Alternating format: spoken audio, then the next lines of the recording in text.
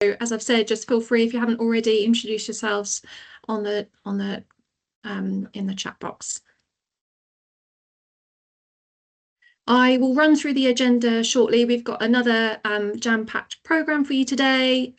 We've set it so that you are muted as you join. So yeah, it's using the kind of chat function for any comments or questions today, please. And as I say, Kate will keep an eye on that.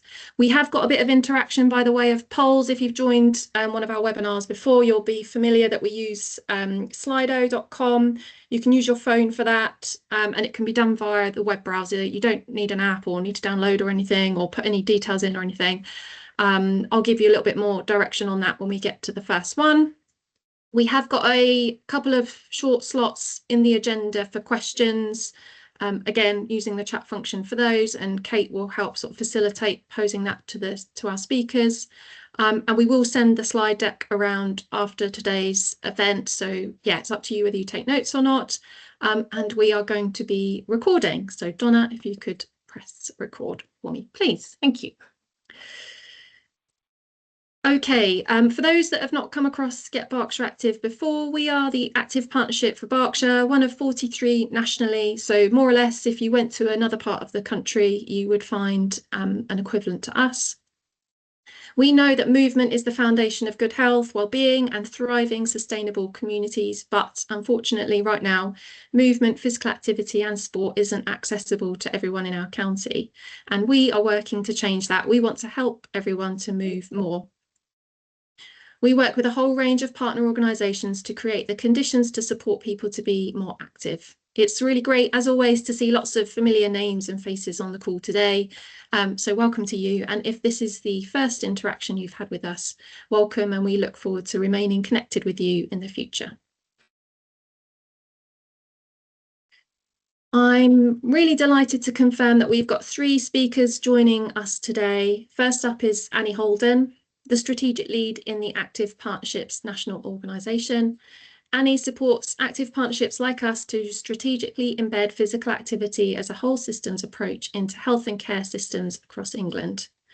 Annie is passionate about maximising physical activity as a fundamental means of improving physical and mental health for our communities, and her experience of working in the healthcare sector extends to national and European level. With a background in teaching and lecturing, Annie also has over 25 years' experience working with the British Association for Cardiovascular Prevention and Rehabilitation as a tutor and assessor for cardiovascular disease training programmes for health professionals and specialist exercise instructors. Next up is Professor Dawn Skelton. Dawn is an exercise physiologist and is currently Professor in Ageing and Health at Glasgow Caledonian University. She is an academic with a strong interest in exercise programme implementation and in encouraging less sedentary behaviour and increased light physical activity in frailer older people. She was a co-author on the World Falls Guidelines and is currently chair of the British Geriatrics Society Rehabilitation Group and a member of the OHID National Falls Prevention Coordination Group and 4 Nations Falls Prevention Group. Always being an advocate for research into practice, in 2003 she helped set up Later Life Training Limited, a not-for-profit company that trains health and fitness professionals to work with effective physical activity and exercise with frailer older people. And last but by no means least is Alison. Alison Ingram began her career in the world of law before moving into the charitable sector. She has worked for Age UK for more than a decade in a range of roles with different areas of focus. One aspect of her work is the delivery of funded programmes across the Age UK network, including the provision of physical activity opportunities for older people. Previous work she has led on includes physical activity for older veterans, people living with disabilities, as well as a range of walking sports. And we look forward to hearing from all of them shortly. Before we hear from our speakers, I've just got a little reminder about why you are all here today. And by joining us today, you are officially part of the Live Longer Better revolution. I've got a couple of slides here just to summarise what we are trying to achieve.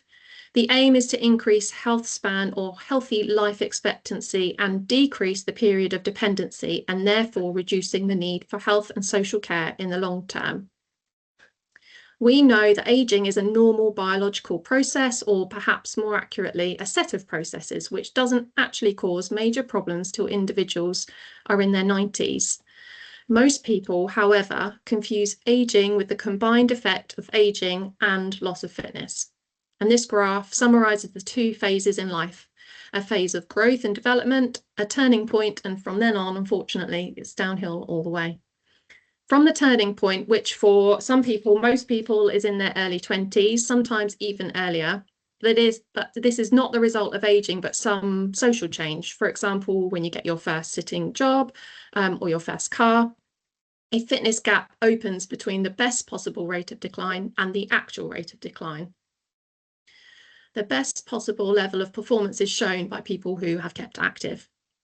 And what is increasingly clear from research is that many of the problems that we have assumed as being due to aging, for example, decreasing strength, inability to look after yourself, and stiffness, are due not primarily to aging, but to loss of fitness. The good news is that the fitness gap can be closed at any age, but the more you're affected by the aging process, the longer it can take. So it's better not to lose it in the first place. And inactivity affects people the more they are affected by the aging process. So you need to move more every year. And finally, a brief snapshot of the Live Longer Better journey we've been on so far. We started these webinars back in 2021, and so today's event forms the 9th one of these. The recording for this one and all the previous ones you'll find on our website. We'll obviously share the links to that afterwards. These webinars provide us with an opportunity to get some expert speakers in front of you and hopefully change some mindsets about aging and how you might go about working with our local communities. We're also experiencing some great knock-on effects from these webinars. We've distributed hundreds of foolproof cards off the back of these events, and they've also started a number of new connections which have led to things like delivering training, and having conversations exploring ways to better embed physical activity within local pathways. So with that in mind, please see this webinar as the start of a conversation, and don't hesitate to get in touch if you feel there are ways our organisations could work together. That brings us to the end of the introduction and context. So I am pleased to hand over to Annie. Give it a go, Annie.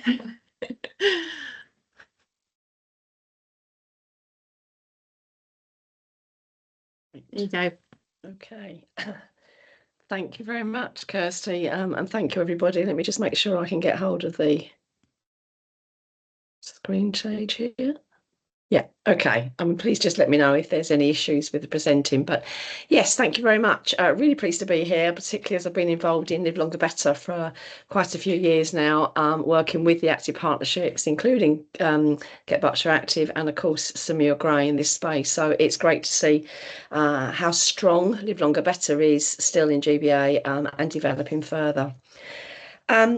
So just to give you an overview, first of all, in relation to, I can see a big black splodge on the screen. I don't know if anybody else can, but I have no idea what that is. Apologies. Whereabouts is it, Annie? Oh, but if you can't see it, don't worry. It's mid-screen for me, but I don't worry if nobody else can see it. Let's carry on. I can see it too, Annie, unfortunately. Oh, okay. Well, I'll just keep talking, and I don't have to see all of the detail, and just see. Oh, that's gone now. Thank you. It's disappeared. It's gone now. The delights of online webinars. Yeah, so this is just to put it into context. Most of you will appreciate, as Kirsty said, GBA is one of 43 active partnerships around the country. And I sit in the national organisation. All of us, the 43 and ourselves, are independent organisations. So our role as a national team isn't to govern or manage them, but it is to provide the connection, the strength and enable, as it's just highlighted on the screen here. Apologies, bear with me. This is just kind of jumping a little bit too quickly.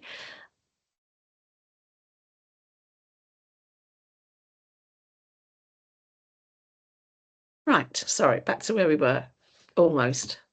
And my role from a health perspective is to support our active partnerships in terms of improving health through addressing strategic priorities relating to reducing inactivity levels, particularly in areas of need.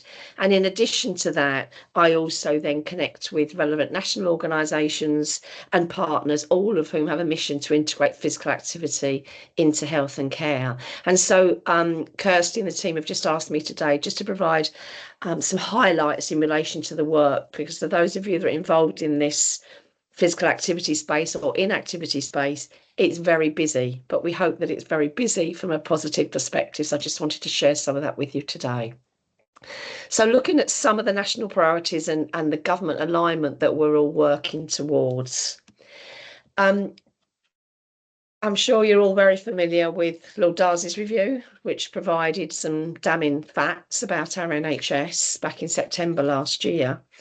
And then from that, then it started to inform the upcoming 10-year health plan. And there was a consultation phase that we've been going through. But just as that consultation phase kicked off, what we also read about through the Committee of Public Accounts that was published for House of Commons, it looked at the NHS and the financial sustainability and clearly concluded that the NHS must achieve financial sustainability to deal with multiple challenges, including the reason we're here today, ageing population, enabling that ageing population to be active, to improve their health and empower their independence. There are a growing number of people living with ill health, and therefore there are growing waiting lists. And with that, as Lord Darcy's report pointed out, increasing levels of public discontent with our NHS. And if you add to that as well the concerns around workplace sickness costs, and we know that physical inactivity is a key risk factor for the main conditions that keep people out of work. And again, if you consider that 1 in 6 deaths are caused by physical inactivity, and being physically active can conversely help manage more than 20 conditions, we clearly do need to focus on a shift towards prevention through longer term changes in the culture, in public attitudes, as well as across policy and the legislative environment. And when the NHS 10-year health plan consultation, which is just come to a close now, we were all invited and went out to the public and invited to contribute to the proposed thinking, which just fed into the government's health mission, and it focused on 3 key shifts: moving more care from hospitals to communities, making better use of technology, preventing sickness, and not just treating it. So kind of focusing on the fact that the NHS is more of an illness service, and what can we do from a neighbourhood perspective, a community perspective, to help prevent as well as manage some of those conditions. Now, one of the areas of work here that we did on this nationally was to come together as a group of organisations to agree a shared narrative, so that we were all talking from the same sheet and we gave a consistent narrative. Each of our organisations, including our active partnerships, many also contributed to this, but it helped give a clear line of direction and a clear narrative to the government, to cross-government agencies and departments, to be very clear about what we were talking about and what we would like to see as a change, and importantly, how we could contribute to this. And from a tackling inactivity perspective, we do see this as a significant opportunity. The health mission offers that cross-government working across the life course. Clearly, it needs to be importantly stressed from across the life course. And a clear need of that key initiative of a shift to neighbourhood healthcare models, of which there are some really good ones around, but to have a more inclusive, joined-up approach and more consistently around the country. And it's felt that if that neighbourhood model doesn't embrace neighbourhood health, then it's all just going to fall over. We need to understand what the needs of our communities are and how we can all work proactively together within this space across the sectors, including the voluntary sector as well. And if we can really truly take that word prevention, which we've all heard being bandied around many, many times, but hasn't actually come to fruition or been invested in the way, and I don't mean financially in that perspective, but just invested in terms of appreciating the value of making sure that we tackle these issues upstream. And then that's where we as a role can come in and help to embed physical activity into health and care. And we do have an untapped workforce across our sector, significantly untapped, including many exercise professionals who are well qualified, through to the voluntary providers and our volunteer sector. And all of those could contribute and support that first mile of healthcare if we were all better optimised. So if we can utilise all of these untapped local physical activity assets to work alongside NHS routine care, and as well as specifically to support from that neighbourhood healthcare model perspective. Now, one of the key publications that was launched last week, some of you may be aware of it, was the NHSE's position statement. Now, yes, we know that the NHS England has been abolished and we're yet to see the impact of this, but they were very pleased to be able to launch this statement. This is the first time such a position statement has been launched in relation to physical activity. It was being developed and we've contributed to the development of that, but to support the workforce, the NHS workforce. And it fundamentally outlines that physical activity is essential to health and wellbeing. But many, many people, as we know, don't receive the support that they need to stay active and aren't empowered to be independently active and to improve their health. And as part of this, they identified the 4 ways forward, and this supports the delivery of the government's ambitions, and it links to tools and resources which support and empower staff to take action and to advocate for increasing physical activity. And one of the areas which we contributed to this, looking at the specific 4 ways forward that are outlined on the slide here, empowering healthcare professionals, looking at how we can integrate physical activity into clinical pathways, and Sport England have just done a deep analysis of where physical activity occurs in the NICE guidance, and there's about 98 editions of the NICE guidance which highlights where physical activity should be included. So what is the alignment to this, and in order to reduce that risk, and how can we integrate physical activity into clinical pathways? How to support the NHS workforce to look at their cells and how to support their own increases in physical activity as appropriate. And then looking from an innovation and evaluation perspective, working with partners, making sure that disparities in activity can be progressed.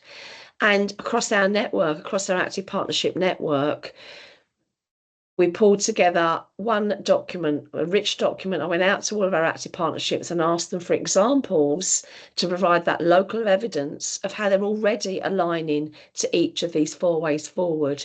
And so you can imagine that there was a very large response to this, of which we've already shared with NHS England.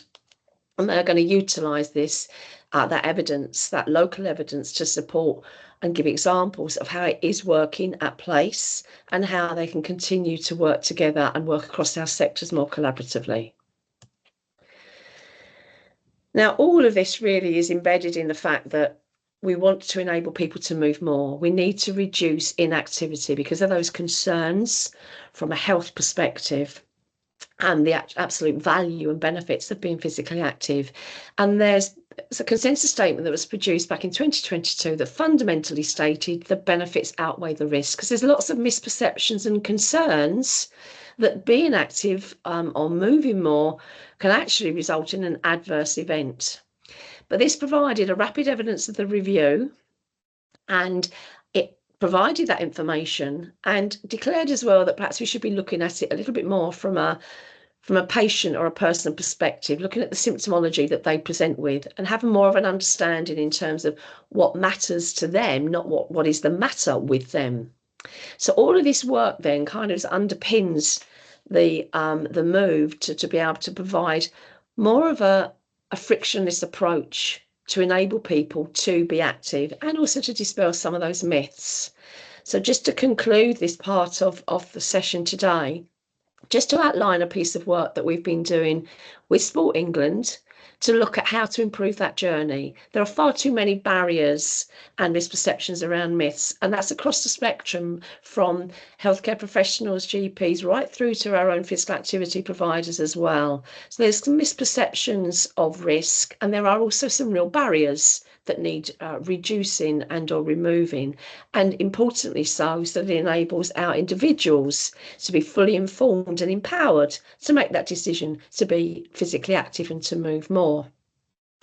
So Sport England funded us in the Active Partnerships National Organisation to then conduct a piece of work over the last 15 months, which explored a little bit further around health pathways, what is happening out there at place locally, to understand how these pathways are successfully being implemented, or what are those real barriers out there. And so we've been working with an independent organisation called Move Consulting to explore this, to fundamentally understand how to support people to access those pathways, what matters to those people and what they need, what level of support do they need, so that ultimately that choice, that menu of choice of activity and empowerment for people to be able to engage in activity how they can and what best suits them.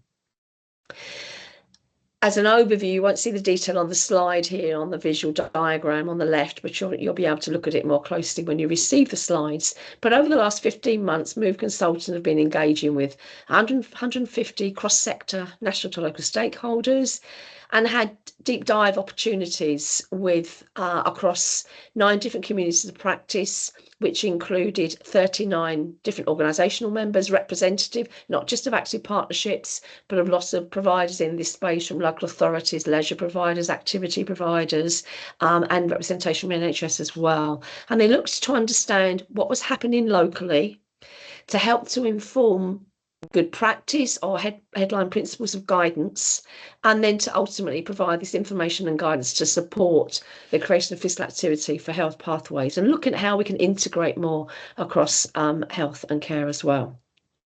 So these are visually just represented some of the key insights that they have discovered through this journey, the development considerations on the left-hand side of the screen, and then some of the core design features on the right-hand side of the screen.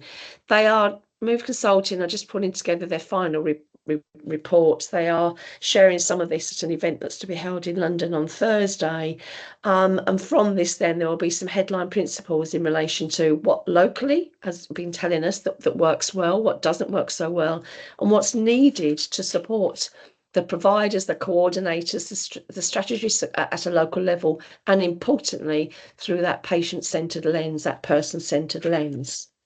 In addition to this, last year, a similar time period, particularly from January to March, the Faculty of Sport and Exercise Medicine, again funded through Sport England, conducted a consultation phase to really drill down a little bit more into the risk, and looked at the barriers to risk and what those perceptions of risk were and whether they were real or misperceived conceptions. From that, they produced this proactive report in April of last year, and some of the recommendations are on the slide here. I won't go through the detail of it, but just to say that across sector, so across health as well as across our sector, there is an absolute appreciation of the importance of this journey and a willingness to engage in it. But it's as always, it's a complex journey to be had. But one of the significant areas is to look at that understanding of the medico-legal and activity provider liability, where people are unsure about whether they can refer or not, or whether they can take on a patient with a specific disease into their activity session. What exactly, how real are these liabilities or not? They will then produce a cross-sector toolkit focusing on policy standards, resources and data. And in this report, if you've seen it, it holds a roadmap which looks a bit like a very complex underground map, but it kind of highlights all the different elements of this journey to be going through.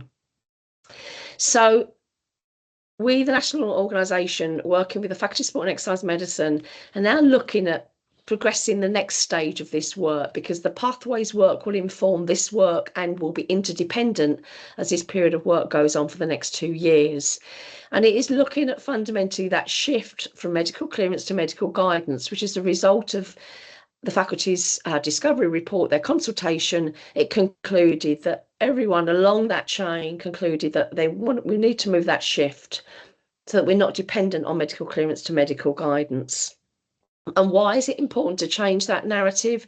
Because we know the science tells us fundamentally that behavioural change science tells that it's important to change that shift. UK and world policy tells us it's safe, and because the available evidence suggests that there is a need for a different delivery approach. And this is because we routinely see pre-participation questionnaires that have been around in our world for a long time now.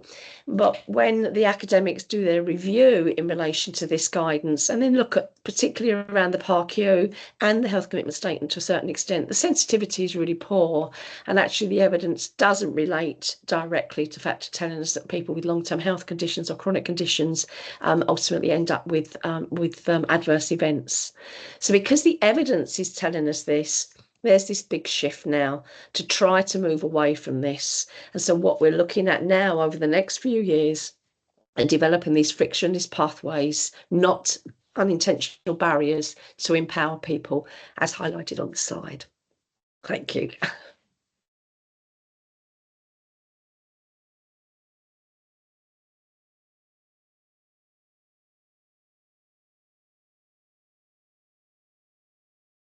Thanks, Annie. You've picked up on a lot of really big kind of chunky bits in a really short time. So thank you for that. I appreciate that was an ambitious ask. And certainly if anyone's interested in reading a bit more about any of those kind of bits of work that Annie touched on, we can send some links in the follow-up. So I'm going to suggest we do Dawn's kind of slides as well, and then we've got a short slot after Dawn for questions that you might have for Annie and Dawn. So we will crack on. So Dawn, you should have control. Fabulous. Looks like it. Yes. Brilliant. Lovely to be with you all. And my very long title is The Role of Strength and Balance Activities and Evidence-Based Falls Prevention Programmes in the Primary, Secondary and Tertiary Prevention of Falls and Maintenance of Independence as we age.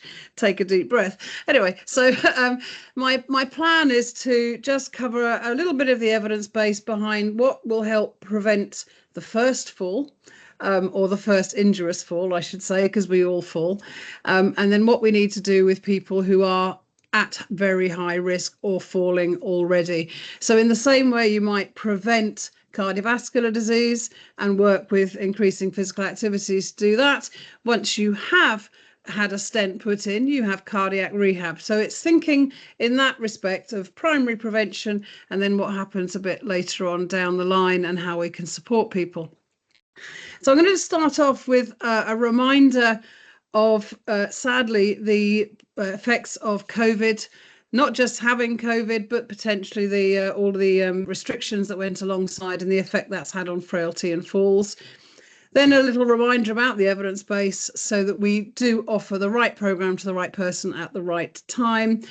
A little bit about what you need to ask to decide which programme is best to signpost someone to, and then hopefully we can pick up any questions at the end. So first of all, just a reminder that there are 3 dimensions to us getting older and frailer, as you really heard about from Annie anyway. So as we get older, we're more likely to become frail. This weekend, I'm spending the weekend with my 100-year-old great aunt, who is totally mentally with it, bodily quite frail, and this is what we would normally see. Then of course you have disease. So if, as again you heard from Annie, we suffer from certain diseases, we can become more sedentary, we can not be able to engage in some of the activity that might have kept our muscle function working tip top. And then we have the big disuse, so the fact that we reduce our activity as we get older, which has an effect on physical function. So just a highlight a little bit to remind you about the main risk factors for falls, which are also the main risk factors for frailty. Falls and frailty overlap a lot. Not all fallers are frail, not all frail people fall, but the overlap is quite huge in terms of both risk factors, screening and intervention. So we know for falls, the most common risk factor is having had a fall in the past. But I'm sure if I asked you to put your hand up right now, probably about a third of you would have fallen in the last year. So it's a fall that you should perhaps have been able to prevent. So walking across your kitchen floor, for example, rather than hill climbing or skiing. With increased age, we see more falls, but all the things in light green are the things which are prominent risk factors for falls and frailty, and which we know are modifiable and we can do something about. In the box is a reminder that the frailer and older we get, the more concern we have about falling, doing activity. So it's all very well telling someone to become more active, but actually if they don't feel stable enough to confidently go out and tackle those pavements, they won't. Okay, so what happened during the pandemic? Well, obviously some older people got COVID and didn't make it. Many older people got COVID and didn't make it. But what we do know is that the social restrictions had a very, very big impact on physical activity. And more recent data suggests it hasn't actually come back up to pre-COVID levels even now, 5 years later. So the biggest issue is the fact that physical activity, as we know, is important for physical function and independence and symptoms of disease. And of course, if we've not got the population at any age back to its previous physical activity behaviour, we've got a bit of a problem on our hands. We do know, for example, that those people who survived COVID in care homes had a big increase in frailty and a quite prominent decline in cognition as well, which was put down to the social isolation, actually, more than the physical activity problems. We know from multiple cohort studies that we have seen frailty increase beyond what we might have expected by an increased older population. And we know very recently, a paper published in Age and Aging, that in the UK, hospital admissions due to falls and fractures are above what we might have expected, again, from our population change over that time. So COVID has had an effect, quite a marked effect, on frailty in older age. Oh, sorry. I just seem to have lost that. There we are. There's a couple of things I want just to bring to your attention on this slide. This is a good quote from, I think, from a professor in gerontology over in the US. We should all think about how to build up a base of strong muscles to prepare for the loss of muscle and strength that we'll experience as we get older, primary prevention, but also at the point at which exercises, medicine and physicians need to prescribe it. It would be really good if every consultation with a GP had a mention of physical activity in it. So in terms of the prevention of dependence, maintenance of independence, or the prevention of falls or falls injury, we want to be thinking about those three layers. So in general, primary prevention is much more about health promotion, obviously attempting to get people to be more active and, importantly, to have strength and balance work in that prevention, not just walking. Then you have your secondary prevention, where we're looking really at the early identification and intervention for chronic disease, or in this instance, we're talking about maintenance of independence or falls. And then you have that level at the top, the tertiary prevention, which is the management of those diseases or syndromes of aging. And I'm going to present my talk very much on those three levels and the various bits of evidence we have in those three levels. So first of all, physical activity guidelines for health, which I know we're all familiar with, remind us that strength is key. So apart from trying to achieve 150 minutes of moderate intensity activity in a week, we want to build strength on at least 2 days a week. And for older adults, we also want to improve balance on at least 2 days of the week. If you look at most surveys, once you look at the over 60s, most people just go for a walk and they don't do much else. So that is their physical activity. And it's really important that we get them to do more strengthening activities. The big problem, I guess, with the guidelines for health is they just say 2 days a week. They don't say doing what for how long. So tick, I've carried my heavy shopping today. I've done my strength activity activity? Possibly not. We do be wanting to do something that will actually make a difference to our physical function. We need a training response. And also, most people don't actually know the difference between aerobic, strengthening and balance. And so unless we help them to understand that, they're not going to be able to follow those guidelines to the letter anyway. Which brings us on to our first Slido call out. So do Kirsty want to, or Kate want to? It's okay, I can explain. Yeah, so if you grab your phone and go to slido.com, or you can scan the QR code.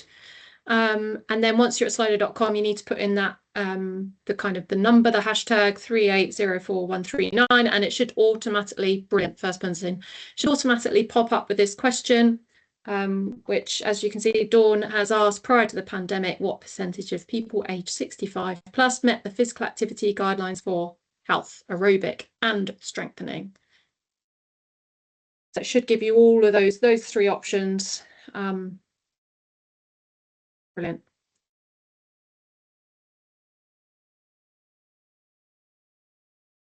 So we've got the top right, we've had 20 odd people so far, is that right? Yes, I can't see how, okay, you can see, yeah. I can't see how many people are in the room. So. We've got 60-ish online, so I want to wait a little bit longer if that's all right. It's currently 26 people have filled in. If you just click on when you're happy to move on, that's, fabulous. So far we have more people believing it's the lower number, 15%. We've got a few people feeling very confident that it's 40%, and then 43% currently are thinking around about a third.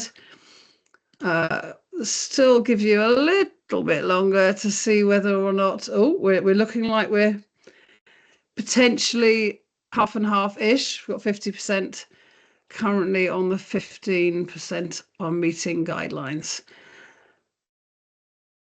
All right, I think I will just give you 10 more seconds to get your vote in, and then I will share the answer. And you may or may not be surprised.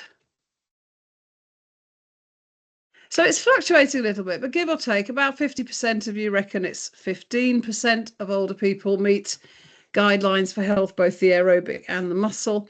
About a third of you think it's about a third of people meet those guidelines, and about 6% of you are very positive thinkers. Good for you. I think it's 40%. Right, I'm going to move on and show you what the answer is, I hope. There we go. It's 15% meet both the aerobic and the muscle strengthening guidelines. You'll see, actually, it's woefully poor actually in the 16 to 24 age range as well. So you can see men generally do a little bit better in the earlier parts of life. Women generally catch up, and once we get to the older ages, we're all just rubbish at meeting both of those guidelines. The key thing is, once you get to 75, which of course is where falls and frailty become a bigger issue, you're more likely to fracture, you're more likely to require care. We're looking at 7% meet the physical activity guidelines. But the other thing I really want to make clear is these are self-reported. And self-report is always better than real life. So if you actually stuck a monitor on them, or you actually observed what they were doing, it would be worse. So this is the problem we face, and this was pre-COVID. So I have no doubt, sadly, that it's worse now. And the other thing that we've started to see is that falls don't just start at 65. Injurious falls are starting to appear earlier. These are from 4 big population-based cohort studies, including in the UK. And you can see that in women, it's perhaps a little bit lower, but in men, up to 15% of the 40 to 49-year-olds are falling every year. So middle age is definitely a good critical life stage for us to get in there and do something. So I'm really looking forward to hearing the talk a bit later from Age UK and seeing how we can engage more of those middle-aged, me included, people, and to try and see what happens to prevent that frailty later on.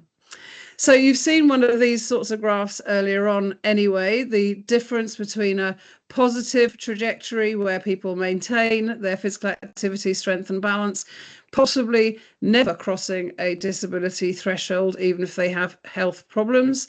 And then the less than positive decline, depending on a variety of things like sedentary behaviour being one of them, and disease, etc. There are many time points at which we can intervene. Retirement being a key one. Caring duties, at the point at which people take on caring duties, they vastly reduce their physical activity. Falls, because they stop going out. And then actually also at the point where we're diagnosed with disease, particularly something like osteoporosis, where people put together falls and fractures in one thing, they stop moving because they're paranoid about breaking something. So there's many times that we could make a difference in that trajectory. The issue is, how do we actually have that conversation? Because if you ask a 45-year-old, have you fallen in the last year? They'll look at you and go, I'm not frail. Why are you asking me that? But it's really important to ask if they're starting to avoid any activities for any reason. That's a good time point where they might talk about fatigue. They might talk about stability. They might talk about, well, you just do that when you get older, don't you? And that's when you can intervene and go, actually, no, you should really be doing something. We need to ensure they understand the difference between strength and balance and general aerobic activity.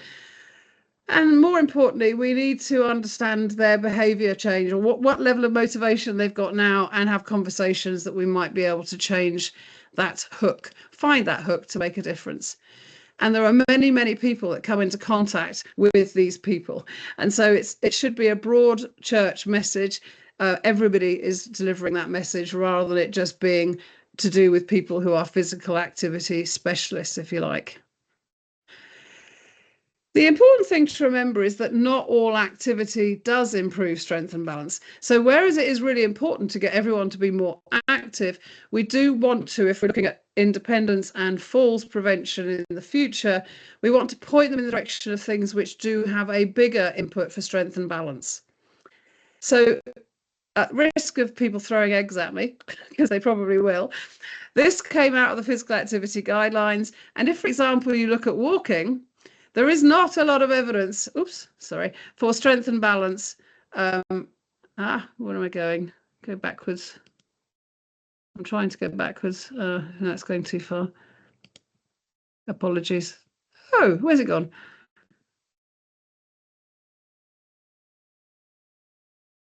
It's deciding to be awkward and not. Oh my goodness. Apologies, everybody. This forwarding on here is not being too friendly right now. All right, okay, get there and hopefully not go past it this time. Oh, maybe I had already jumped these ones. Oh, anyway, there you go. Right, I will go back and look at those briefly. But as you can see, the line on walking doesn't have a lot of evidence for improvements in balance, bone health, or muscle function. There is a bit more evidence for Nordic walking. And believe me, if you put a backpack on and went walking up the hills, you would have an effect on strength and balance. But generally, walking routes are safe, they're on the flat, and they're not going to be challenging balance. There are some other activities that will make a difference. What we do know in terms of all these current activities on the physical activity guideline sheet is that Tai Chi does actually have a lot of evidence for reduction in falls, even at an earlier stage. But we do know that for those at higher risk, we need to offer very specific programs. Just going back to the two slides I managed to miss very quickly, is a reminder about having a conversation with someone about what is strengthening activity. You need to actually know that those muscles feel warm, tense, even a bit shaky during an activity. So you've got to the point where actually you don't want to do another bit of something. Now, we all know what that feels like. If you are doing any form of strength work with bands, for example, if you're doing 10 quite happily and you could do another 10, then you're not doing enough to improve strength. You need to get to the point where you go, do I really have to do another stretch of that? I'd prefer not. That will have a training response. So it needs to have an overload greater than the habitual stress or load the body normally has. And that means that as people get a bit fitter, you need to progress that overload. So if you're using equipment, that needs to go up over time. In terms of balance work, an awful lot on this slide, and luckily you are going to get copies of these, but essentially we need to make ourselves feel wobbly. If we're doing something and we feel stable, we're not improving balance.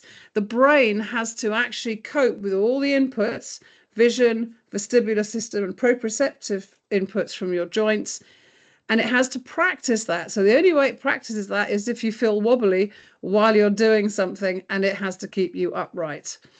So balance challenging activity is anything where you have to have a little bit of a focus about staying upright. So therefore, seated work cannot improve balance. It has to be in standing. Okay, so moving past to what do we know that will help reduce falls as opposed to work on the risk factors of strength and balance. So this is a very, very large systematic review where they've gathered lots of data from lots of different studies, 108 randomized controlled trials with 23,000 people. This is robust evidence. And the exercise programs in these studies reduced the rate of falls by about 23%. And the number of people experiencing one or more a bit lower, about 15%. So it didn't stop all people falling. And that's a key thing. You cannot stop all falls. Unless you're going to tie yourself to a chair, you will always at some point fall. The difference is, like you and I, if we fall, we sort of bounce back up quickly, look around a bit embarrassed and get on with things. When we're older, we either can't get up off the floor or we're more prone to injury. But I guess the key thing to point out here is that within this review, all of those studies were developed by scientists, academics, and others who thought they were developing the best thing since sliced bread, and they didn't reduce falls, all of them. In fact, half of the programs didn't reduce falls. They improved strength and balance, but they didn't reduce falls. So the plea I'm making here is if you have someone who is a faller already and is avoiding activity and is getting frail, don't faff around the edges by giving them something that's not going to work quickly. So you need to give them an evidence-based program. The other thing is that some programs actually increased risk. There were more falls and more fractures. And those mostly were brisk walking initiatives. So be clear, do not prompt people to brisk walking if they've got a history of falls, because they're just going to trip over all those pavements and you're exposing them to more risk. You need to prepare them for strength and balance work before they increase their moderate to vigorous physical activity. So a reminder, we can improve strength and balance in many ways, but if we want to prevent falls, things like dance, seated exercise, walking, general physical activity, or picking six exercises out of an evidence-based program is not going to reduce falls. It's going to help improve strength and balance potentially, except seated, but it's not going to necessarily reduce falls. Therefore, if we're looking at the public health notice of your primary prevention, shall we say, if we got our older adults doing more strength and balance work an hour a week of a class, you would in the longer term potentially still reduce falls by about 6% in a population basis. But if you are going to work with an effective falls prevention program where they're going to spend at least 2 hours a week doing progressive, challenging strength and balance exercise for at least 6 months, you can see a reduction of falls anything between 26 and 54%. And in fact, I stuck something in the chat earlier. A local service evaluation suggests they've reduced them by 80%. So if you do a really strong push on dose, then you make a big difference. Apologies, don't know why it keeps doing that. Right, let's move through these again. You'll see these multiple times. It's a good chance to remind yourself. Right. I just therefore want to say, okay, who's best for what and when? And I appreciate I've got about 10 minutes. I'm going to get you to do a little interactivity with me. So how do older adults or you know if you're aging successfully? Good things about scientists is they do things like they gather normative data. What's normal for your age and your sex at different time points, men and women being different because they are. So an example of these would be something like the functional fitness MOT, senior fitness test. Some of you may have heard of those as well. And essentially, people have a go at a functional test. They have a look at their gender and their age, and they decide to mark themselves on that graph. And they'll see if you're between those two lines, 95% of the population are between those two lines. If you're below, then you need to work on it a bit harder. If you're above, good for you. What are you doing? Carry on doing it. So let's have a go. I'm going to move you on so you can see it a bit more easily. I'm going to set my watch. So what I'd like you to do is to get off your chair, but make sure it's not, if it's a swivelly chair, can you put it back against something solid so it's not going to fly back and you'll end up in a heap on the floor? And what we're going to do is have a go at your own functional fitness. You will be a broad church of ages, and as you can see, this only goes from 50 plus. So if you're younger than that, then you need to imagine it will be better. There'll be more.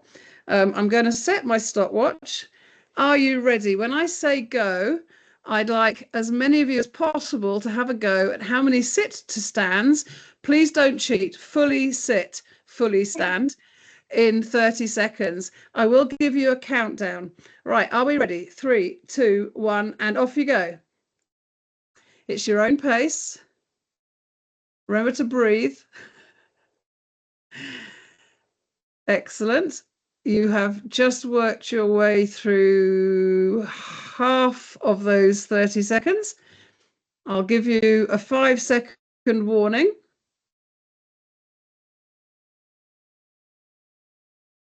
5, 4, 3, 2, 1, stop. Marvelous. So have a look on the graph, whether you're a woman or a man, look at the age and tell me in a minute whether or not you are good. So are you 20 or above, 21 or above? Could you do with working on your lower limb strength a bit? That means you'll be 15 or below-ish. Or are you nicely in the middle? So the next slide is a quick Slido attempt to see whether or not you did okay. So give me some feedback. How many of you managed 21 or more? How many of you managed the mid-range? And how many were 15 or less? Now, I do appreciate that many of you might have had recent knee replacements, or you might have knee pain, or had hip replacements, or all sorts of things. But essentially, if you're not 16 or above, unless you are 70 odd years of age, which you may well be, you need to go and do some work on your lower limb strength. So that just gives you an idea. Now, well done, there's 35 of you done that. And well done, most of you are good. Those of you at 15 or less, you may well have a very valid reason for that. So absolutely fine. And of course, that could also be COPD or other limitations, because 30 seconds is a long time. But that gives you an idea how people can see how well they respond to those different tests. They generally do quite well on the aerobic ones, funny enough, because they're still walking a lot. But they're not so good on the strength and balance and the flexibility ones. It varies on job and a variety of other things. So we all need to be asking about that strength and balance. And there are some key things. This information comes from the World Falls Guidelines, which got published a couple of years ago. And they recommended that clinicians should routinely ask about falls in their all interactions. So have you had one or more falls in the last 12 months? If they have, you discuss the frequency, the characteristics. More importantly, have they had any dizziness at that point? Do they need to have a medical intervention, if you like? But if they say yes to any of those, there should be some kind of gait or balance assessment to differentiate whether they're intermediate or high risk. Going back to our primary, tertiary, secondary, that would be differentiating between secondary and tertiary prevention. Oh, here we go, done it again. Not doing very well with these, right? But I guess, why should it just be clinicians? It should be everyone that comes across. And if you're working in the exercise world, and I noticed in the chat many of you were, do you actually ask the people in your group if they've had a fall? Because it's something that people don't generally talk about. There's quite a big stigma about it. So it's important every now and then to ask. But also, we should be asking, do you do regular physical activity? Are there any things you've stopped or you're avoiding? Because that gives a very big insight into whether they are transitioning towards frailty. If you have asked someone and they've had a fall, then we need to differentiate really whether or not it's important that they go to a specialist evidence-based falls prevention program, or they just carry on with things which we know will help improve strength and balance. So the intermediate risk, or that secondary prevention, is someone that might have had a fall, but their gait or balance is okay. So they're walking reasonable pace. They can do a timed up and go at a reasonable pace. But they would be considered high risk, in other words, needing tertiary prevention, needing that evidence-based program if they've had a past fall with injury, multiple falls in the last year, unable to get up off the floor, or they're frail. So just a quick reminder, if they're low risk, we want to get them to do more activity. We want them to focus on strength and balance, activities that improve strength and balance. If they're intermediate risk, then we want targeted exercise. It's not just about physical activity at this point. It's something that's got an aim at improving strength and balance to reduce their falls risk. But when we're working with those highest risk frequent fallers, for example, just in the same way with a drug, you wouldn't give them half a dose of chemo. You'd give them something that we know works. Then we need an effective program with an effective dose. And we know that when it stops, doing great fun with this. Obviously, I have a very dodgy trigger finger on my mouse. So what are the things we need to think about for those higher risk, that tertiary management of falls, if you like? We know it needs to be at least 12 weeks, at least. And the minute they stop, they will start declining again. So we know that continued longer has greater effect and gets us into better habits. It needs to be individualized and progressed with intensity. This means these groups, or if they're in groups, they need to be smaller groups. You can't individualize in a group if you've got 30 people in front of you. So any falls program that says it's a falls program, if it's got 20, 30 people in it, it's not a falls program. It's working on strength and balance, because there's no way you can do that individualizing. There are a number of ways that you can individualize. For example, if you look at the bottom left, this is looking at floor work, and you can see that not everyone's on the floor. Some of them are at different stages of that, and that's an individualized program within a group.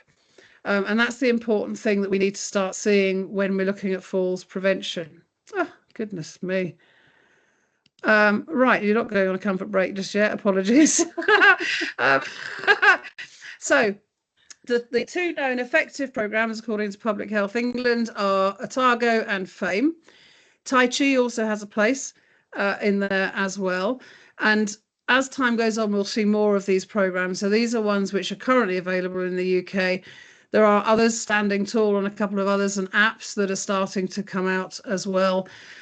We don't know in terms of the apps whether they are effective in the longer term. Just in the short term, they're good at adherence.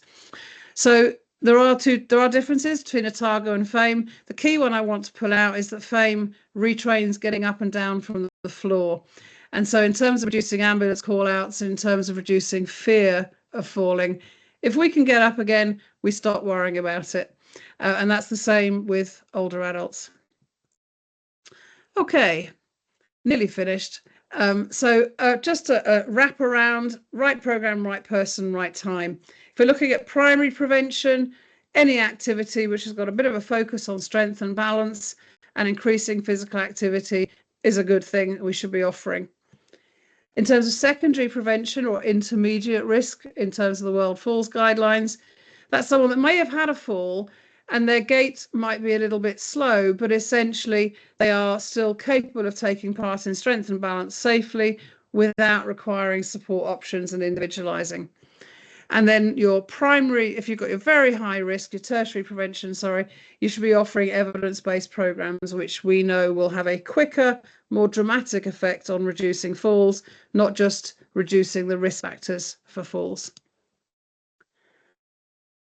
So finalising all of that, we just want to make sure we get our message right. We want physical activity and particularly strength and balance work within that as important as cleaning your teeth. It should be something that people do a bit of every day, and then we know it will have an effect.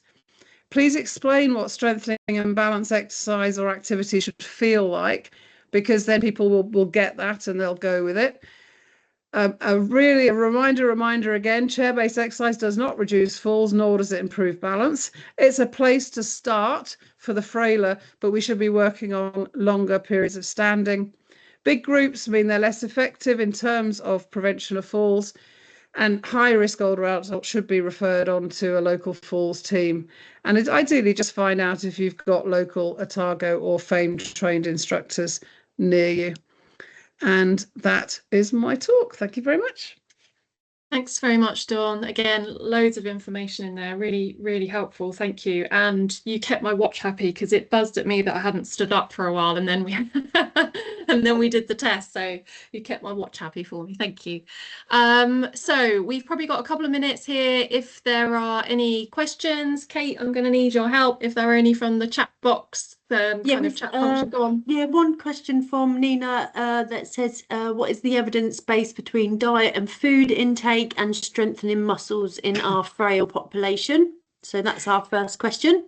Yeah, I mean, in terms of sarcopenia and frailty, both, if you look at systematic reviews of those, they recommend a higher protein intake, preferably just after they've done exercise, but basically just to have more protein would be good.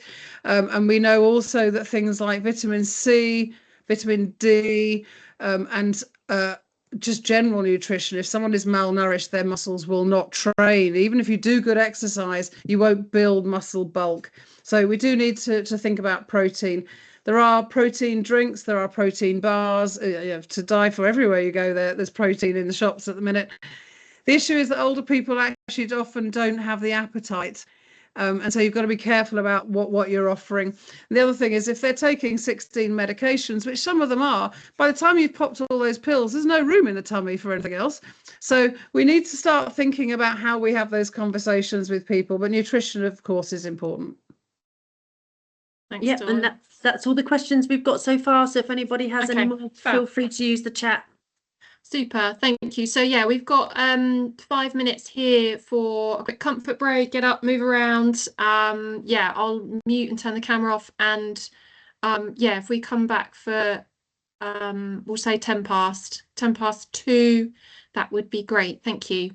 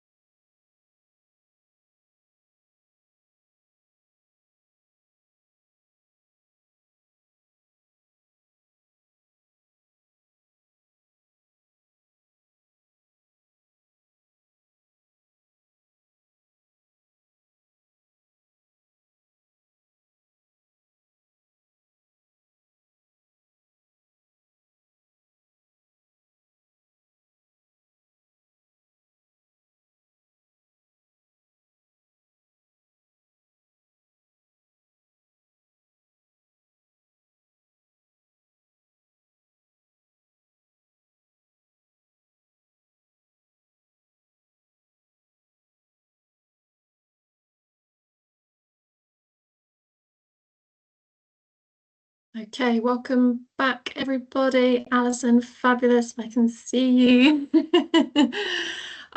Do you want to click the button to take control? Yes, And I will do. can- Thank you very much. Brilliant. There you go. Over to you. Thanks so much, Kirsty. And thanks to Dawn and Annie as well. It's really great to hear from you earlier. Lots of alignment with what I'm about to share, which is always helpful. So thank you so much for your time today and giving me the opportunity to speak to you about this. I'm Alison Ingram. I'm Programme Director at Age UK, and I wanted to give you an overview of a campaign that we have coming up called Act Now, Age Better. So the initial focus is very much on physical activity. So there's a really good connection with everything we've already been talking about today and the work that so many of you are already doing. So as a starting point, I don't want to labour this too much, but I do think it's helpful just to explain a bit about how we're set up as a network and an organisation to give you the context in which we'll be delivering this campaign. So we are a network of independent organisations, but we share the same name and brand. And that means that we each are responsible for the resources that we have and the delivery of the work that we do in our areas. So I work for Age UK, the national charity, and we are trying to make sure that as far as possible, we're being a central support and resource for every organisation in the Age UK network. Sometimes that means gathering funding in and distributing it, but often it's about gathering information, trying to do things once rather than many times, and providing a way to share learning across the piece. Every organisation in our network is based in their local community, and they make decisions about what they do on the basis of the needs of the older people in that area. So you will probably know that there are local Age UKs across the country doing lots of physical activity work, but it might be different one from another. So in one part of the country, they might be doing Tai Chi, and another doing Zumba, and another walking football. And that's really in response to what older people are asking for and what they've got resources to do. So in terms of the national piece, we're trying to oversee all of that, gather the information together and share it back in terms of the learning and also ways of overcoming challenges as well. So just thinking about how we are delivering support for older people, we've got 5 strategic aims. So the first one is working shoulder to shoulder with older people to transform public attitudes. One is using our collective influence and expertise to tackle poverty and reduce inequalities. We want to ensure older people's health and social care needs are recognised and fully met. And we want to work as a strong network and partner to deliver impactful services and inspire everyone who's connected with the network to drive forward our mission. So the piece I'm talking to you about today straddles across all 5 of these, but primarily it's how within the first, working shoulder to shoulder with older people to transform public attitudes. So it's very much about people thinking differently about ageing. So what we're trying to do is encourage people in midlife to embrace ageing and take steps that could change their later life. And the focus areas that we're going to be looking at are health, so physical activity in this instance, financial sustainability, and well-being. So this year and next year, we're going to be looking at people in midlife. We've loosely framed that in the age group 50 to 65. However, we recognise that ageing is not necessarily chronological, and that will look different from one person to another. But it is helpful because people always ask, what do we mean by midlife? And this is a kind of guideline for people to understand the group that we are focusing on. So it's encouraging them to get or keep moving. The following year, in 2027, we're going to be really looking at older workers, so thinking about people in the workplace who are getting older and what that means. And beyond that, thinking about well-being more broadly. So a lot of this is around social interaction and meaningful engagement with activities. The reason I'm saying all of this is that we're not taking this to be a standalone piece of work focused on physical activity, but we're really trying to think about people as a whole and all the aspects of our lives that could potentially connect with this messaging and the activity that we're encouraging people to do. So the aims that we have for this particular year is to focus on a conversation about ageing that's not embedded in ageism, but in prevention. And, Dawn has explained this very clearly in what she shared. thinking about what steps people can take to prevent something happening in the future. And the reason that we're focused on this is that we think this is where we can make the biggest impact, but also we want to make sure the narrative is clear. We did begin wondering if we could frame this also around discrimination and ageing, but actually it became too muddled. So we've separated that off and we're just focusing on prevention in this instance. So we want to think about people in this group. How can we think about getting older in a positive way? So thinking about, what do I want my later life to look like, and what steps can I take now to help make that happen? So that's really the space that we're leaning into, is, what do we want our older life to look like, and what can we do about it now? So we want to motivate people to take responsibility for that so they can continue to be active and live the life they want to as they get older. And we also want to make sure that the way we do that really resonates with people in this group. One thing that's come across really clearly in all the work we've done is the time constraint element of this. So many people in this group are caring for older relatives, perhaps caring for children and grandchildren as well as having a job. And the time issue has come up really markedly, I think, particularly with women, but with men as well. And we've been really mindful that, we can't be saying to people, oh, you need to spend 2 hours every week doing this particular thing in addition to all these other things you're doing. We've been trying to think about, how can we weave physical activity into everyday life, as many of you are already thinking about, I know. So there's so much information about the benefits of physical activity. You will all already be aware of this. I've just listed a few examples on the screen. I won't go through them. They'll probably be familiar to you. But what we have done is a desktop review of the information we have that is impacting on this particular group, trying to pull everything together in one place. We've got that collated. And we've got stats that we know we can lean on, and also looking at how they tie together as well. So the research team have done a piece of work in just bringing all of those things together in one place, which has been enormously helpful. We've also spoken to older people. We've got lots of groups that we relate to on a regular basis, asking questions and getting their input. And we asked them, thinking back to your period of midlife, are there things you wish you'd known or wish you'd done that for whatever reason you didn't do, that you would love to advise people in midlife to take up? And many of them did say that for various reasons, they stopped being physically active in this period.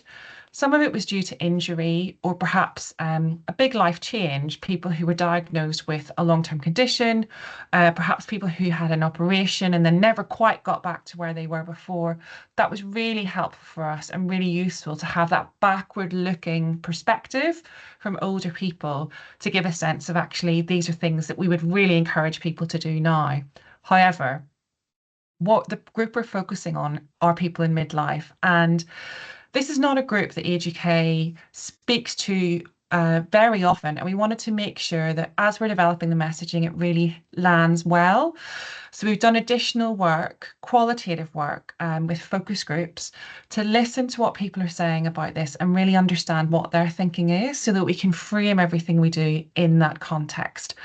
So I'm going to share a bit with you about what we heard from this group.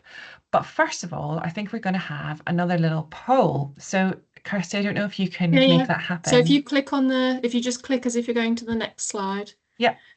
So yeah, so again, back to your phones. Hopefully this question will have popped up already on your phone. If it hasn't, just pop that hashtag number in again.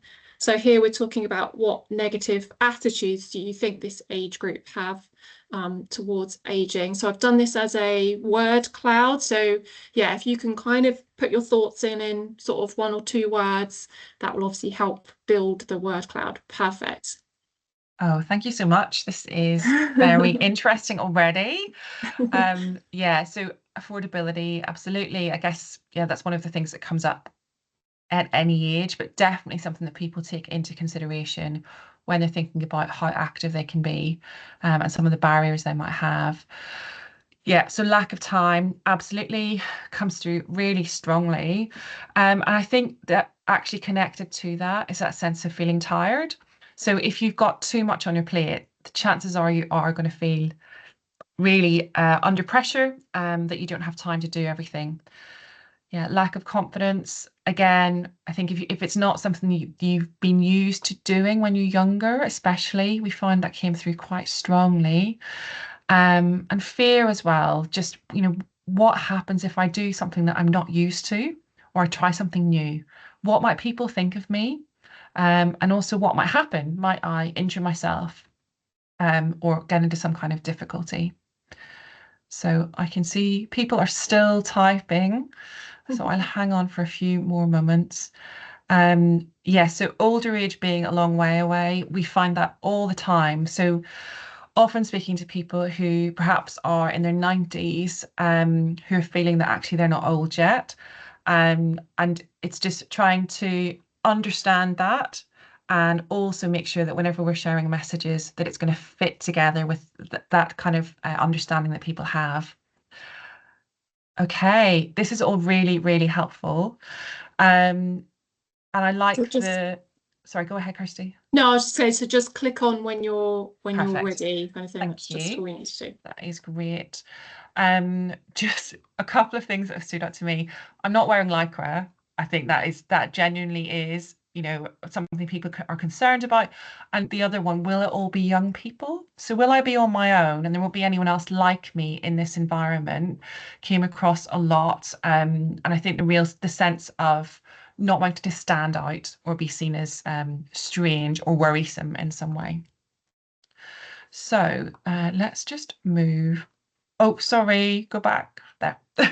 So in this instance, it'd be really good if you could let us know what positive attitudes you think this group might have towards aging. So I guess in contrast, thinking about from the other end of the spectrum, might there be something that people are considering as a positive element as they get older? What are the things they might be considering that will improve or get better?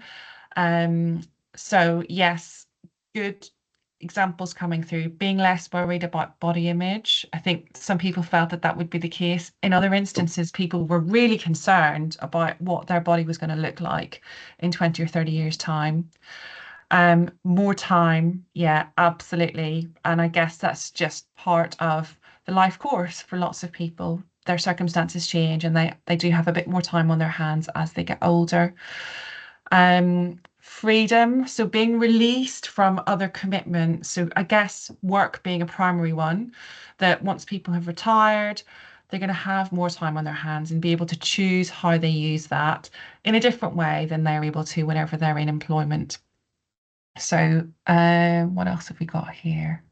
Yeah, more leisure time, so being able to decide how you spend that, and a reduction in stress. So perhaps not having as many plates to spin, not having to earn money perhaps in the same way that you have before, definitely helps people to think about those positive angles of aging. Okay, I will move us on. Thank you all so much for this. So this is what we heard from people in midlife, and the words absolutely resonate with what you've shared. So at the negative side, people being afraid, I guess a sense of uncertainty and not knowing what's going to happen is definitely part of that. Feeling that it's going to be depressing, that actually things are going to gradually get worse. Sense of restriction, and some of that was about physical activity and mobility. Wrinkles, people being conscious that as they get older, it's going to be more and more visible that they are older. And just that sense of worry and, trying to plan for things that aren't possible to plan for. Then the other end of the spectrum, positivity, we've got opportunity to do things. So as you've already said, having the freedom, having more time. Stability. So this was something people felt that by this point in their lives, they know who they are, they understand what their position is, and they perhaps are in a bit more of a stable position that they can think ahead and make decisions for themselves, not being as impacted necessarily by the outside world coming in on them. Being confident, so having that experience and being through lots of things, challenges that they've overcome, actually gives them a sense of confidence, and also a sense that it's a privilege to grow older. Not everyone gets the opportunity to do that, and really we want to make the most of it. There was then another group who were very much in the middle, saying, well, it's part of life, it's inevitable. I'm going to roll with it. and I'll take the good and the bad, and let's see where we get to. So there's quite a big group in that space that were sort of like, well, it's happening already, and I'm going to go with it and see what happens. So in terms of what we learned from this group about the kind of physical piece, particularly, a recognition that our bodies will start to weaken, and that prompts people's concerns about mobility. And there was a strong connection here to independence. So people felt when they lost their mobility, there was a potential that they may no longer be able to be independent. And then lots of worries have crowded in on top of that about what the future might hold. The concern that time is limited. So, you know, at some point, your days will end, and actually that time is becoming shorter and shorter, and you want to make the most of the opportunities that you have.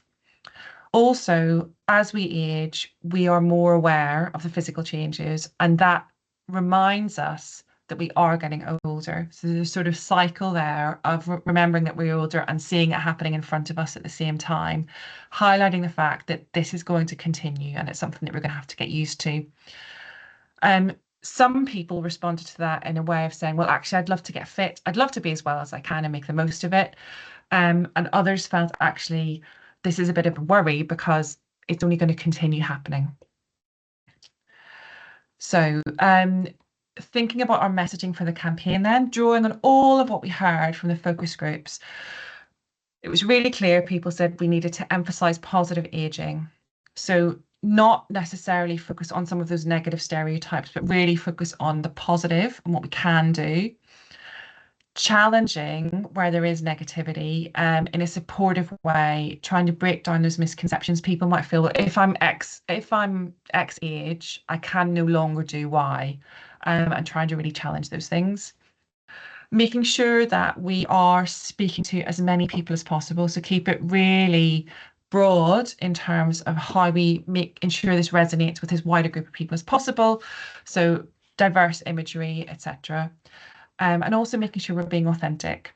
So we know there are lots of older people who are able to run ultra marathons, but actually for lots of people that probably isn't the reality. So trying to frame it in a realistic place was definitely something that people felt quite strongly about. So we have come up with this phrase, act now, age better, and this is going to stretch across all of the different areas I mentioned, so the older workers piece and the well-being, as well as the physical activities. So that's going to go across everything. And we know that the group we're talking to, they may not feel the Age UK brand is for them, because often people think of that as a, very much older people. So we're going to lean into this branding, Act Now, Age Better, and probably have a little bit less of the Age UK in this space. So we're definitely hoping that this is going to cut through in media, etc. So the key messages we're going to be sharing, we're living longer. With the right choices, we can live better. So very much about quality, not necessarily longevity that we're going to be focusing on. Taking simple steps in 50s and 60s can have major benefits. Staying active now gives us better chance of living the later life we want. And there's a sort of very loose comparison to pensions. So, we're making an investment, I suppose is what we're trying to say. If you do things now, you will bear the fruit later on. Physical activity can be powerful, rewarding, and part of social life. So we definitely don't want it to feel like a chore. And everything you do counts. So thinking about how people can build in elements of physical activity in their day to try and build that up over time and make it more of a habit. And then shifting our mindset from exercise being an obligation to empowerment. So this is something you're doing to empower yourself for the future. So in terms of what we're actually doing on all of this, we're really, really pleased to have all this new research, and we're going to be using that to help frame some of the media stories we'll be sharing. We're also doing some polling, which has just come back from the researchers at the moment. And I think there'll be some interesting pieces there we can feed through. We've got news stories and social media content with a focus on midlife. So we know that a lot of the stories that we generally share would be of people who are a bit older than this group. So we've been working hard to get examples and really good reflections from people who are in this group. We'll be doing articles in all of our network newsletters as far as we can, and also online content. So trying to make sure the message is getting out at national level, but also within local areas as well, because there's some fantastic, vibrant groups like this one that would be able to kind of help share this message in their area. We've got a media partnership with an organisation called NewsQuest. They hold a number of titles across the country, national and local. So we're running some stories with them, and we'll be trying to make sure that that all ties up together in terms of timing. We've got some celebrity support, which is really exciting, and I think will help to generate a lot more interest, particularly in the social media space. Celebrities can have a huge impact. So hopefully the quotes and examples that we've got from those people will make a big difference. The bullet on this slide at the bottom, this is the first time Age UK has run a campaign in this way. So we're trying to engage the whole organisation and the whole network in driving towards the same end goal. So the internal comms piece has been important because we want every colleague to be in a position to talk about this confidently and have the key messages in any conversation they're involved in. So whether that's with an older person, their children, family, friends, whoever, we want everyone to be in a position to do this when it's appropriate. So we've done quite a lot of work in trying to get people ready, knowing this is coming, and making sure that all of our comms channels are lined up to do this really well. So it is a bit of an experiment for us. It's not something that we've really done a lot of in the past. So it's been quite challenging. I'm sure some of you can imagine getting everyone on board with the same thing. But it has been, I think, really helpful and empowering for people to have all of this. We have a new leaflet that's been authored by Dr. Hussein Al-Zubaidi. So some of you might recognise Dr. Hussein. I've got a little picture of him there on this morning. He's very enthusiastic about supporting people in this group to be more physically active. So he's written this for us, and it's now available to share. So I can send it through to you. It's under embargo until the launch of the campaign, which is the 29th of April, but I can share it with you so you can have a look at it. One aspect that really links back to what Dawn was sharing is about the people we spoke to felt they didn't know how much exercise or activity they should be doing.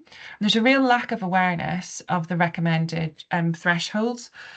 So we've included those in the leaflet in the hope that that will really raise awareness for people of what the expectations are. Even if they are far away from them, they've got something to work towards. And I think it's really helpful to have that laid out very clearly. So Dr. Hussein has also done some short films for us. We're going to be sharing those on social media. He's been a bit of a star on all of this. So that's really fantastic. And I'll make sure you all get the leaflet so you can have a look at that too. We've got partnership activity with our corporate funders.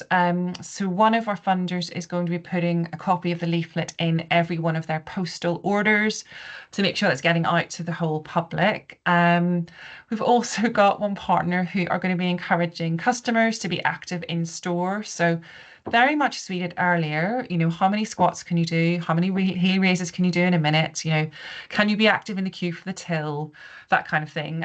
So that should be good, just seeing how people respond to that. We've got another partner who are going to be running some physical activity sessions in their cafes in store. So again, let's see how that goes. So all of this is quite experimental, but I think we've got good opportunity to reach lots of different people through that forum. We're going to be working with local Age UK partners across the piece to get this really at the top of the agenda in local areas across the country. Lots and lots of agencies and organisations we can connect with to make sure they're aware of this and able to distribute the leaflet online and in hard copy. Our national services take over 200,000 calls every year, and we're going to make sure that as we're speaking to people, all of our call handlers are in a position to talk about the campaign when it's appropriate. Around 20% of people that contact us are actually children of or carers of older people. So in this group, so we've already got a really good kind of pool of people to connect with. It's just making sure that we're having those conversations in the right way and it's done sensitively, because sometimes people are contacting us when they're in a position of difficulty or stress. So just making sure we're doing that as well as we can. We've got a big retail estate. So Age UK has, I think, about 150 retail shops across the country, and local Age UKs have shops as well. So we're going to be using those, and we'll have posters in the windows and be distributing the leaflets to customers as well. We've got a competition between the shops to see who can make the best display of activewear. So that will be interesting to see what that looks like. So anything to do with being active, that competition will be running. So if you see something in your local shop that you think is fantastic, please let me know. We're looking forward to being able to judge that. And then finally, we are tying this into a parliamentary reception on the 6th of May. So that's going to be at Westminster. We have actually decided we're going to have a little home gym installed in the space where the reception is going to be. And we're going to challenge the MPs to do some physical activity. I have already given our Age UK trustees a little challenge, and they have had to measure how many heel raises they can do in a minute and how many squats they can do in a minute. So the MPs will be saying, can they beat our Age UK trustees, but also can they beat one another? They'll also be given some information about activity levels in their own constituencies. The idea being that really highlights how important this is for them to keep on the agenda and ensure they're supporting all the organisations and people in their area who are supporting physical activity. The idea is that by getting them to do something themselves, like actually do some physical activity, it will stick in their minds. It's not often that they are presented with something like this to do at these receptions. So we're optimistic that it will make quite a big difference to the actions they take as a result. So we would love it if any of you would like to be involved in the campaign, supporting it by sharing the leaflet with people, sharing social media posts, just generally letting people know about it would be really welcome. But I'm just grateful, to be honest, for you listening to me today, and yeah, just being able to share all of this with you. So I think, Kirsty, I can leave it there. But thank you so much for enabling me to do this. Thank you. Thanks very much, Alison. That was really good, really good. I'm interested to see all the videos of those competitions and things as well. Other than the kind of general sharing, is there any other kind of call to action to people in the room related to that campaign at all, or is it kind of spreading the word? I think it's mostly spreading the word, but what I can do after this, Kirsty, is if I send you through the leaflet and information about kind of what our comms plan is, people might be able to think about enabling that to happen as part of their work as well. So the launch day is going to be the 29th of April. That's definitely going to be the biggest day, but the campaign will be running for at least a month, and then there'll be another burst of activity in the summer. So I guess if people are planning their own comms during that period of time, it would be really great if you could build into that planning any opportunity you might have to talk about this, to share the leaflet and to share any content online. That'd be great. Super. Thanks, Alison.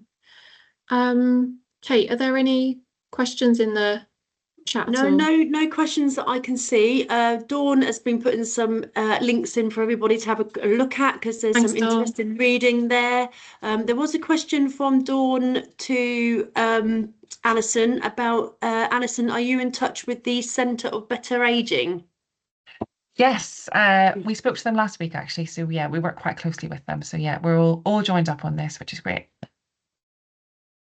Brilliant. We have got a little bit of time for questions, so if anybody wants to pop anything in the chat, then feel free. We've got a little bit of time, but I'll move. We can kind of manage that and carry on, I think. Okay, so I'm hoping I am going to be able to click on. Yes, fabulous. So got another Slido here now. So just thinking about all of the things you've heard today. This question is, what do you think you can do within your role, appreciating that we've got a whole variety of individuals today, what do you think you can do within your role to support prevention and or help maintain independence amongst ageing populations? Hopefully you've been inspired a bit by Annie, Dawn and Alison today, hearing what they're saying. So yeah, just kind of gut feeling. I've done this one as a free text, so you can put a sentence if you like. You can put maybe more than one if there's kind of something burning. But yeah, just get your brain cells going. Done lots of listening.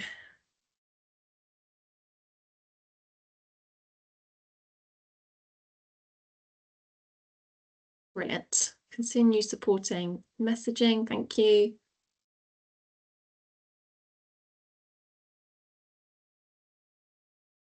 Raising awareness. Brilliant. Thank you. Getting those prevention messages out. So lots of information sharing, advising.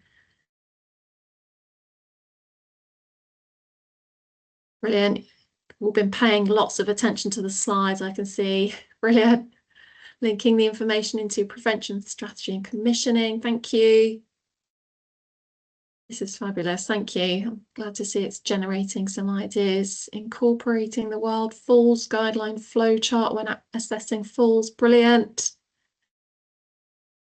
Yeah, reinforcing the importance of those quite specific things around strength and balance.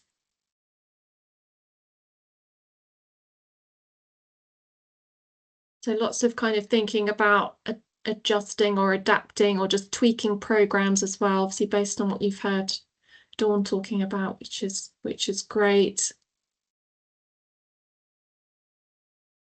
Lots of sharing with others, but fabulous.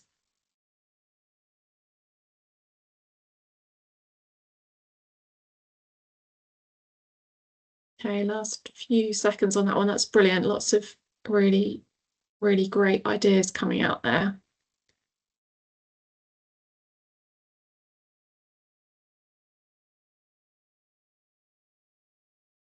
Brilliant. I am going to move us on. Thank you very much for that. Really helps to have your engagement in those Slidos. Thank you.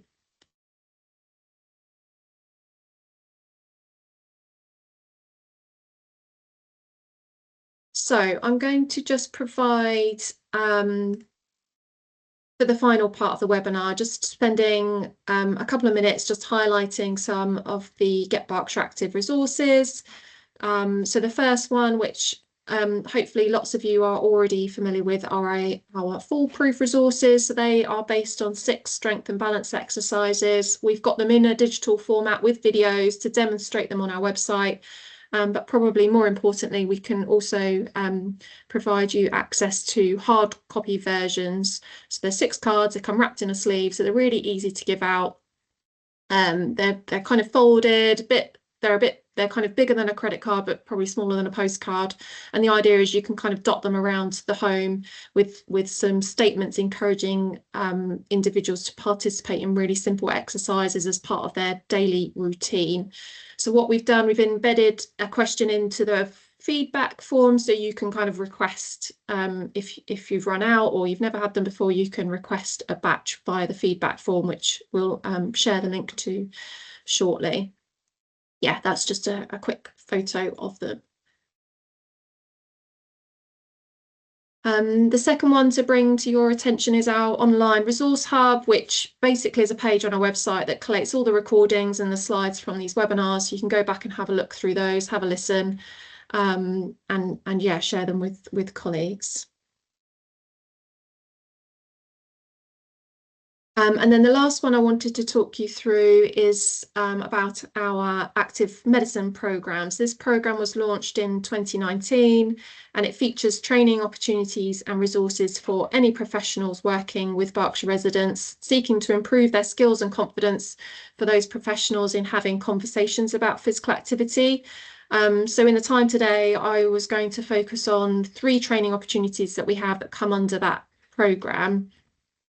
So the first one is our Helping People Be More Active workshop, which is essentially an introduction to physical activity, what the benefits are, what the guidelines are, and so on. It also introduces you to conversation skills, similar to what you'd find in MEC training. And probably most importantly, it has a section focused on local and national signposting opportunities as well. We deliver that course usually online, but we can do it face-to-face, and it only takes an hour and it's free. And then our Change Talk training features 5 modules. So the first one is the same as that Helping People Be More Active workshop, and then goes into more detail in terms of theories of behaviour change and motivational interviewing techniques. Now, whilst we focus on physical activity, unsurprisingly, during that training, clearly those skills can be applied to any other lifestyle behaviour.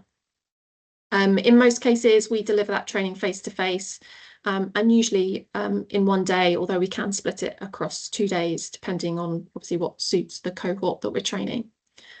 And then the final one is our Live Longer, well, is the Live Longer Better training. It's designed to influence how you think about the aging process and improve your knowledge of it. So the content on this one includes topics such as preventing and coping with disease, and understanding and changing how people think about old people. This one's self-led, so it's all online. And it's basically 6 video-based modules that if you were to do kind of in one hit, it would take you about an hour and a half to do it. So we've received funding for that, for all of this training. So if you're interested, again, we'll have a question in the feedback form. So you can, we can get back in touch with you if you want more information on that one.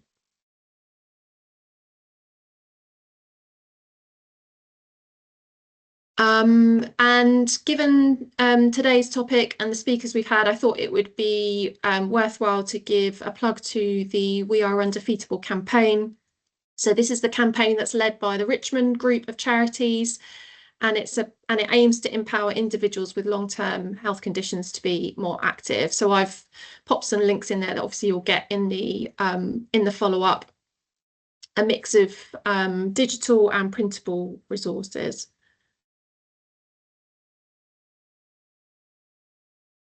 Final Slido here, if you can engage with this one, please. So this is just asking, what one thing will you do after today's webinar? Just again, no right or wrong answer, just kind of gut feeling on this one.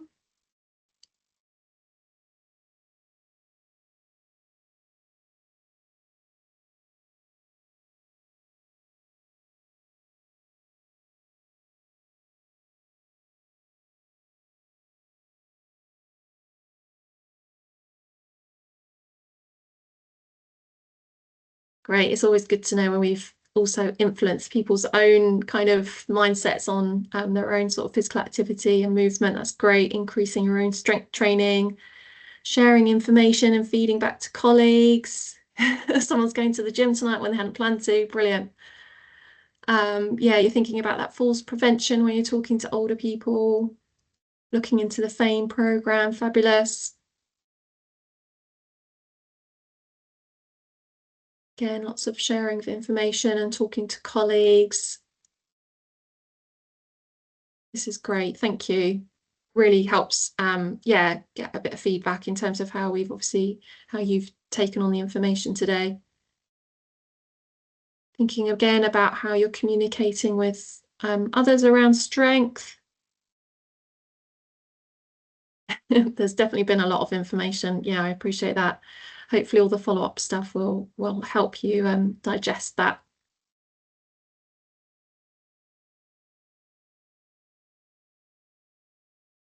Last few seconds on this one, if there's any last thoughts on this one.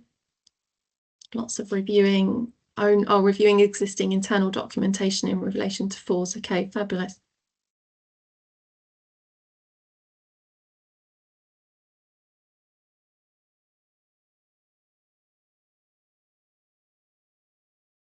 Brilliant. Yeah, do a balance. We all need to do that. Sit to stand one with all our family and colleagues, don't we? Next kind of party game. Okay, I'm going to move us on. Final slide. Hang in there. Last bit. I'll give you a bit of your time back as well. So we've just last request really is the feedback form. So Kate and or Donna, if you don't mind, please popping the link to the feedback form in the chat for me. That would be really helpful. Or you can also scan that QR code. That should hopefully take you to it as well. And as we've said, as part of the follow-up, you will get a copy of the slides, and we'll send a few links as well to sort of accompany some of the things that have been mentioned today.